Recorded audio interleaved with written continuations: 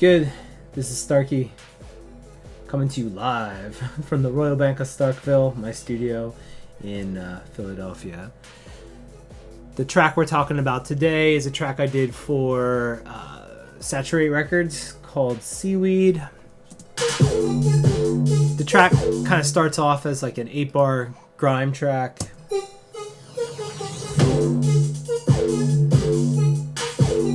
Kind of Pulse X vibe, and yeah, it started off with a synth that was, I think was recorded on the Digatone keys.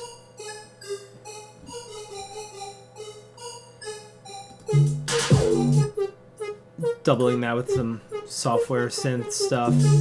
I had this pattern that I made on the DFAM, and then I've got a Sublab sub that's kind of doing its thing here. So the track, changes up here. Some hardware, another, I think that's the Drum Brute Impact. I bang on that a lot. Then it's littered with all sorts of little effect things, hits. And then there's a breakdown with some sound effects and sound design stuff. And then when the track comes back in,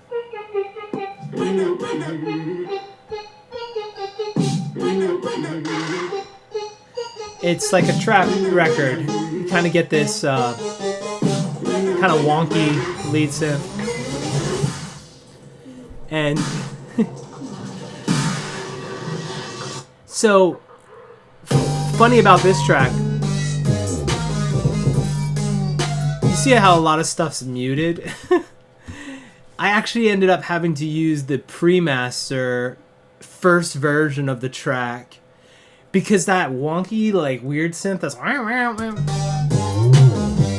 when I reopened the session, it didn't sound like that. So something in the plugins or the processing that I did changed in the recall of the session, and it was so annoying. And I sat here for like hours trying to figure out what was going on, and I ended up just being like, well, whatever, I'll just use the mix down. So this is V1 of the track, just the end.